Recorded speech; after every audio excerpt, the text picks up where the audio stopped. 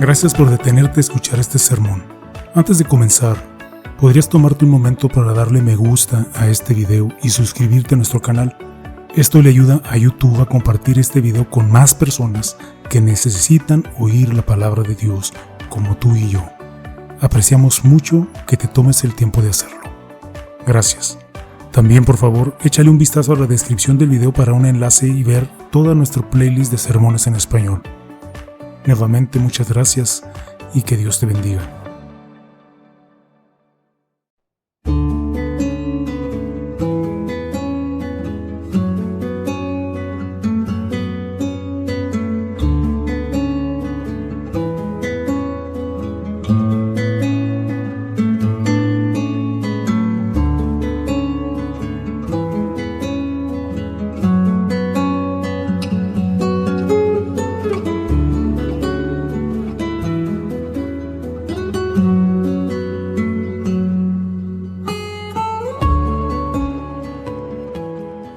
Sermón del domingo 2 de abril del año 2023 de la Iglesia Luterana Cristo Nuestro Redentor en El Paso, Texas, basado en el texto de Lucas, capítulo 19, versículos del 28 al 40. Dicho esto, Jesús siguió adelante subiendo hacia Jerusalén.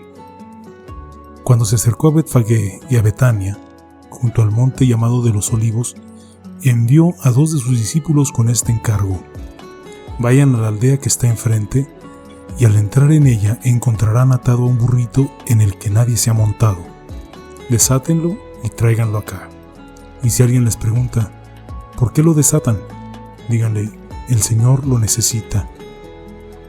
Fueron y lo encontraron tal como Él les había dicho.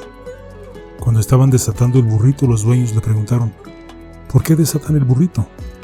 El Señor lo necesita, contestaron. Se lo llevaron, pues, a Jesús. Luego pusieron sus mantos encima del burrito y ayudaron a Jesús a montarse.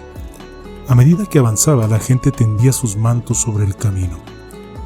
Al acercarse él a la bajada del monte de los Olivos, todos los discípulos se entusiasmaron y comenzaron a alabar a Dios por tantos milagros que habían visto. Gritaban, «Bendito el Rey que viene en el nombre del Señor. Paz en el cielo y gloria en las alturas». Algunos de los fariseos que estaban entre la gente le reclamaron a Jesús, «Maestro, reprende a tus discípulos». Pero él respondió, «Les aseguro que si ellos callan, gritarán las piedras». Desde el mirador aquí en El Paso, Texas, en la montaña Franklin, cerca de la Estrella, se puede ver la mayor parte del Paso y Juárez extendida ante ti. Jesús comenzó su entrada triunfal en Jerusalén desde cerca de la cima del Monte de los Olivos, justo al este de la ciudad. Desde ahí, al igual que desde el mirador, podía ver la ciudad de Jerusalén con su magnífico templo ante él. Jesús va acompañado de una multitud de peregrinos que han bajado de Galilea por la llamada Senda de los Peregrinos, en la orilla oriental del río Jordán, y luego hacia el oeste, subiendo por el empinado, estrecho y peligroso sendero de 18 millas que iba de Jericó a Betania, la última parada cerca de la cima del Monte de los Olivos, a solo 2 millas al este de Jerusalén. Los peregrinos extendían sus mantos y, como nos cuentan los evangelios, agitaban ramas de palma mientras cantaban alabanzas al Rey que viene en el nombre del Señor. Así como la montaña Franklin, hay piedras por todas partes en el Monte de los Olivos. Si quisieran callar a la multitud, si hubieran querido callarla, Jesús dice, gritarán las piedras. Las piedras gritarán porque Jesús no es un rey terrenal que viene a desafiar al poder del gobernador romano o de cualquiera de los tiranos como el rey Herodes. Ha venido a Jerusalén para redimir de sus pecados a la multitud, a sus enemigos y de hecho a todas las personas. 2 cosas saltan a la vista cuando Lucas comienza su relato de la entrada de Jesús en Jerusalén aquel domingo, justo antes de que comience la fiesta de la Pascua. Jesús siguió adelante y literalmente Jesús iba delante de los discípulos. Jesús no fue conducido a Jerusalén, Él se dirigió a Jerusalén. Los discípulos lo siguieron. Se deja arrestar, juzgar y crucificar. Mantiene el control. No es una víctima indefensa. Ha venido a Jerusalén deliberadamente para derramar su sangre como sacrificio santo para satisfacer la justa ira de Dios a causa de nuestros pecados. Jesús también demuestra que sabe lo que está a punto de suceder. Al igual que Mateo y Marcos en sus evangelios, Lucas nos dice que Jesús se las arregla para que un asno, un pollino, lo lleve a Jerusalén. Sí, podía haberse encontrado con alguien antes de ese día que le proporcionara el burrito y ahora enviar a 2 discípulos para llevar a cabo el arreglo, pero eso es poco probable. Juan nos dice que en su evangelio que Jesús acababa de llegar de Jericó poco antes. Pasó la última noche en casa de María y Marta, donde María derramó un costoso perfume sobre sus cabellos y sus pies, como dijo Jesús, para su sepultura. No habría habido mucho tiempo para encontrar un burro sin montar, atado junto a su madre. Más sorprendente es el hecho de que los 3 escritores de los evangelios narran con detalle la misma historia. Jesús envía por delante a 2 discípulos a Betfagé, donde al entrar en la pequeña aldea encontrarán al burro y a su madre atada junto a él. Y si el dueño les pregunta por qué desatan los animales, aceptará la explicación de que el Señor lo necesita. Los 3 escritores de los evangelios afirman que el episodio ocurrió tal como Jesús había predicho. Jesús ha demostrado una vez más, con esto, que sabe lo que va a pasar. De hecho, Mateo y Marcos nos dicen que Jesús predijo su crucifixión y resurrección en 3 ocasiones distintas. Juan nos dice que solo después de los acontecimientos de esa Semana Santísima se dieron cuenta los discípulos de que Jesús estaba cumpliendo todas las profecías pronunciadas siglos antes sobre la venida del Mesías.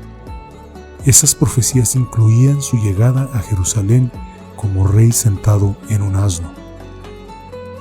Conforme comienza Jesús su cabalgata en el Monte de los Olivos, puede ver el templo y toda la ciudad. A su derecha está el huerto de Getsemaní, donde será arrestado 4 días más tarde. Justo delante de él se ve el templo, donde expulsará a los mercaderes al día siguiente y donde responderá a los desafíos planteados por los líderes religiosos, y tal vez sea el mismo lugar donde el Sanedrín se reunirá la madrugada del viernes para condenarlo formalmente por blasfemo a muerte. Puede divisar la casa del sumo sacerdote de Caifás, donde será juzgado el jueves por la noche, y el palacio de Herodes, donde muy probablemente estaba alojándose Pilato, y si es así, desde donde enviará a Jesús a ser crucificado. Incluso puede ver la colina llamada Gólgota, donde será crucificado, y la tumba de donde resucitará el domingo próximo. Mientras Jesús desciende del Monte de los Olivos hacia la ciudad donde todo esto va a suceder, necesita al burrito no solo para cumplir una profecía, lo utiliza para mostrarnos qué tipo de rey es y qué tipo de reino encabeza. No cabalga sobre un corcel blanco con soldados bien armados detrás de él. Entra en Jerusalén como un rey sin igual. Entra en Jerusalén para liberarnos de la maldición del pecado y de la muerte. Entra para redimirnos a nosotros y a todo el pueblo de su rebelión pecaminosa contra Dios. Jesús entró en la ciudad acompañado por muchos más que sus 12 discípulos. Los demás evangelistas nos dicen que una multitud de peregrinos se unió a la procesión.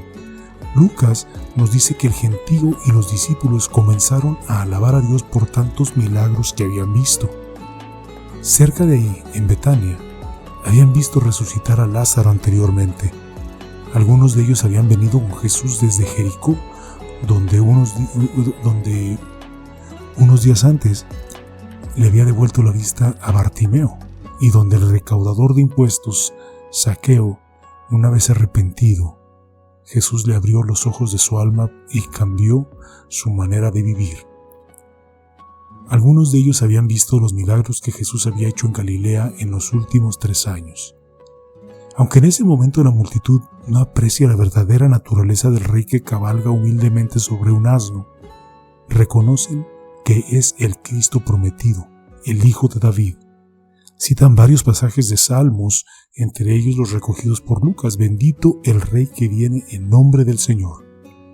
Paz en el cielo y gloria en las alturas. Mas no todos en la multitud alaban a Jesús. Están presentes los fariseos, que juzgan a Jesús como blasfemo por decir que es Dios. Lo consideran un falso maestro y una amenaza para su dominio sobre la población judía. Así que le ordenan a Jesús: Maestro, reprende a tus discípulos. Jesús los defiende a ellos y defiende también a su ministerio. Les dice a los fariseos: si ellos se callan, gritarán las piedras. ¿Qué piedras gritarán? Nuestros pensamientos se dirigen naturalmente a las palabras que Lucas registra cuando Jesús mira a la ciudad. Él prevé la destrucción del templo de Jerusalén cuando los romanos no dejarán ni una piedra sobre otra. Esto sucederá cuando los ciudadanos de Israel se levanten contra el odiado imperio romano. En lugar de volverse hacia el rey que dio su vida por sus pecados, dedicaron sus vidas a la restauración de un reino terrenal. Nuestros pensamientos también pueden dirigirse a quienes hoy afirman que Jesús nunca existió, que los hechos descritos por los evangelistas y los apóstoles son pura fantasía o pura ficción. En los últimos 50 años se han descubierto ruinas de lugares y los restos de personas a los que se hace referencia en el Nuevo Testamento. Las piedras gritan, dan fe de los hechos relatados en las Escrituras. Pero hay mucho más. Cuando Juan Bautista en el río Jordán llamó a las multitudes, incluidos a los fariseos, a arrepentirse, les dijo que no se salvarían por el simple hecho de que descendían de Abraham.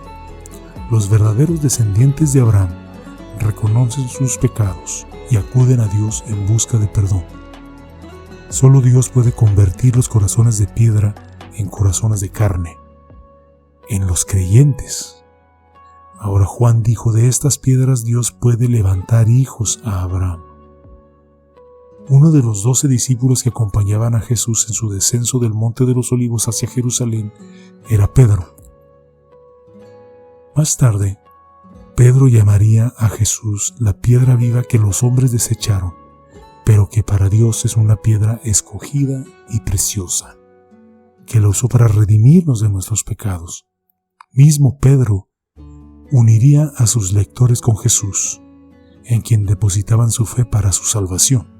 Dice Pedro: ustedes también, como piedras vivas, sean edificados como casa espiritual y sacerdocio santo, para ofrecer sacrificios espirituales que Dios acepte por medio de Jesucristo. Los 500 que, según nos dice el apóstol Pablo, vieron a Jesús después de resucitar de entre los muertos, se convirtieron en más de 3,000 en Jerusalén el día de Pentecostés, justo 50 días después de la Pascua. Eran piedras que se convirtieron en piedras vivas al recibir el perdón y la vida por medio de Jesús. A través de los evangelios, multitudes nos hemos convertido en piedras vivas. Tu corazón de piedra se convirtió en un corazón de carne, una piedra viva, cuando llegaste a la fe y fuiste bautizado en el nombre de Jesús. Por la fe en Jesús nos hemos reunido hoy aquí para alabar al Rey que reina en nuestro corazón y que nos ha hecho partícipes de su reino celestial. Cuando desciendes de los puntos más altos de tu vida a las profundidades del sufrimiento, recuerdas cómo tu Salvador descendió voluntariamente del Monte de los Olivos para sufrir el sacrificio necesario para tu problema más grande, el pecado, y cómo resucitó para que puedas vivir con Él para siempre. Hoy, en esta iglesia, al alabarte, Señor, tu Rey y Salvador, te encuentras entre las piedras que gritan y claman tu glorioso nombre. Amén. El que da testimonio de estas cosas dice: ciertamente vengo pronto. Amén. Ven, Señor Jesús. y que la paz de Dios, que sobrepasa todo entendimiento, guarde sus corazones y sus pensamientos en Cristo Jesús. Amén.